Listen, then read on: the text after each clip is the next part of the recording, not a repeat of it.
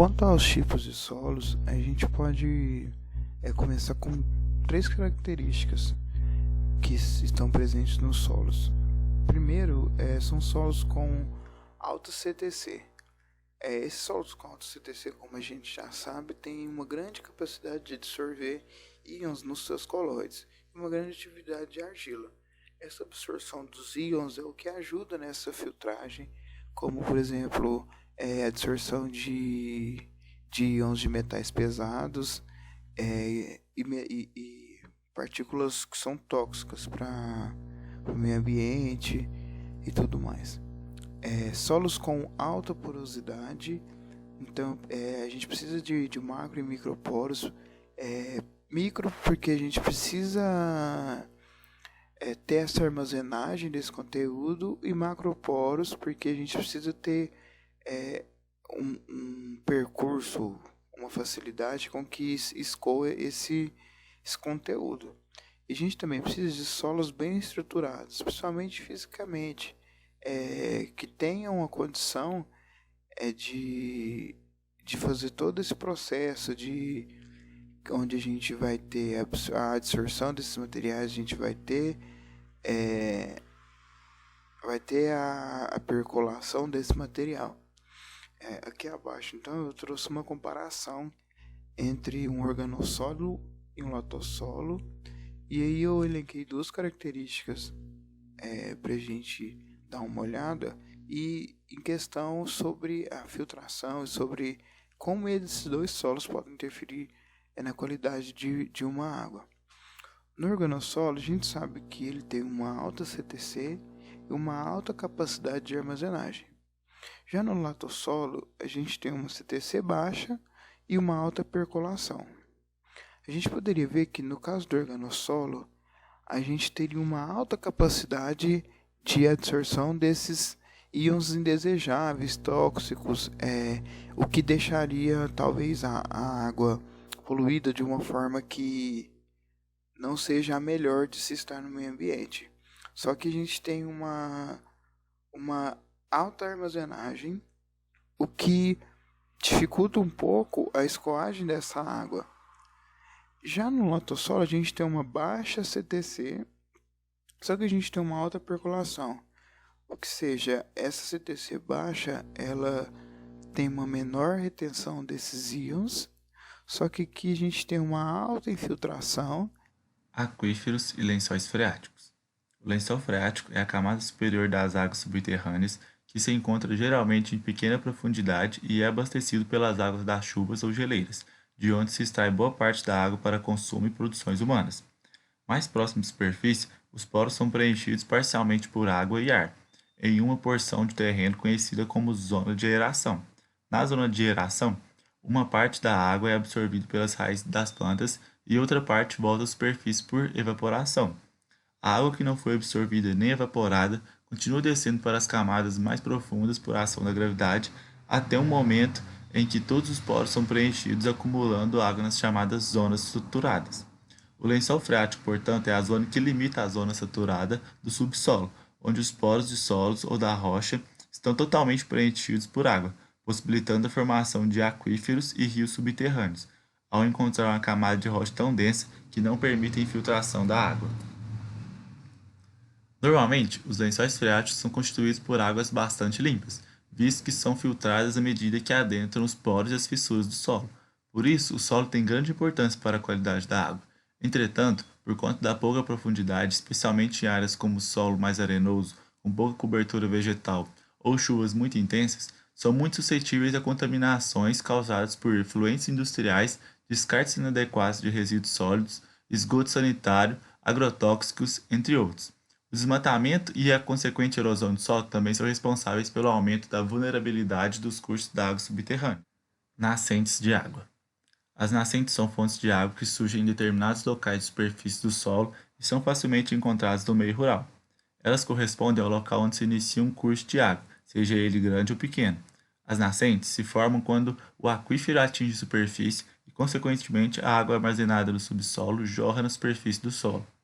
Em todas as atividades realizadas pelo homem, a falta de água terá consequências indesejáveis, mas na agropecuária em especial, em que a água é requerida em todo tipo de empreendimento, o resultado será ainda mais danoso à humanidade, tendo em vista que se trata da atividade responsável pela produção de alimentos.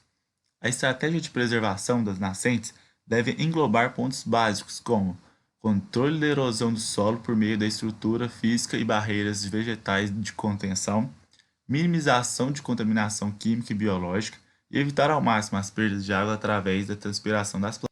As principais causas da degradação que vem ocorrendo nas bacias de cabeceira são as seguintes: desmatamento das florestas nativas, que ocasiona a exposição do solo, queimadas, que além de expor mais ainda o solo, vai levar à morte dos micro-organismos, pastoreio intensivo, que vai levar à compactação do solo, impedindo a água de infiltrar, mau planejamento na construção de estradas, que leva a enxurradas e erosões que vão afetar as nascentes, pois elas se localizam em níveis mais baixos.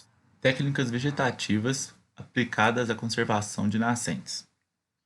Primeira, as nascentes que fluem uniformemente durante o ano devem ser protegidas contra qualquer agente externo que venha romper o equilíbrio vigente, diminuindo a sua quantidade e a qualidade da água. Segundo, as nascentes que apresentam vazões irregulares ou nenhuma vazão necessitam de interferência do homem com o objetivo de conservar e aumentar a vazão de água, por meio do aumento da infiltração e diminuição da evapotranspiração, ou sempre que possível pela combinação das duas. Terceira, melhoria do estado vegetativo das pastagens, por técnicas como rodízio, adubação e substituição de espécies forrageiras, adoção de sistema silvipastores, procurando sempre aumentar a infiltração da água no solo. Quarta, o uso de técnicas de manejo dos cultivos agrícolas que protejam bem o solo, tais como manutenção de vegetação de cobertura entre fileiras da plantação, bateção entre fileiras da plantação, plantio diretos, plantio em faixas intercaladas e plantações sempre em nível, com a ação principal ao aumento da infiltração. Agora eu vou falar para vocês um pouco sobre o assoreamento e erosão de cursos d'água.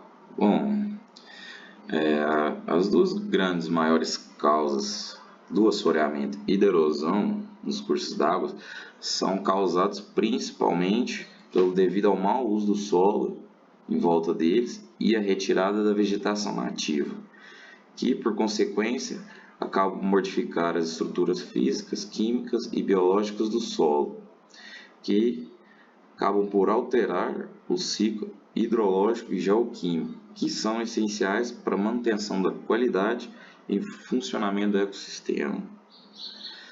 Bom, a constituição em volta desses cursos d'água influencia bastante no processo erosivo, constituição do solo, na verdade, isso. Bom, e como a gente estudou, a textura mais arenosa pode favorecer a erosão das margens, devido à baixa coesão entre as partículas. Já uma textura muito argilosa dificulta a infiltração na água do solo, favorecendo o seu acúmulo na superfície. Bom, a presença de argila nessas encostas formam blocos em que, ao mesmo tempo, oferece maior resistência à erosão, favorece o desmoronamento de grandes blocos de barranco, aqueles blocão que desbarranca de uma vez. Bom, por outro lado, a fração areia contribui para um processo erosivo mais acelerado, que não consegue manter as partículas, né? Bom, a erosão das margens dos cursos d'água, ele é vamos dizer assim, um reajustamento da morfologia do canal em que ele busca equilíbrio dinâmico no seu sistema fluvial, em que ocorre um trabalho de escavação na base da margem côncava, onde a velocidade é maior, e a deposição de sedimentos na parte convexa. Bom, é isso aí. E de acordo com o Souza e Cunha, o que influencia no tamanho, na magnitude da erosão, tem relação com alguns fatores, como a composição das margens, as características hidrodinâmicas do fluxo fluvial, tipo vazão e transbordamento, a morfologia da margem e algumas características ambientais, tipo Cobertura vegetal, geologia, geomorfologia, declividade, precipitação e o uso do solo. Bom, nesse aspecto ainda, Costa da Cunha afirma que a retirada da vegetação ao redor do curso d'água acelera os processos erosivos, como a gente estudou também. Então, sobre o assoreamento, ele com as chuvas, um grande volume de terra leva consigo sedimentos, sejam eles dejetos, matéria orgânica, lixo, para o leito do rio, que acabam se depositando e acumulando. E dependendo do material, esse acúmulo favorece o alagamento do rio, que pode acarretar em várias consequências.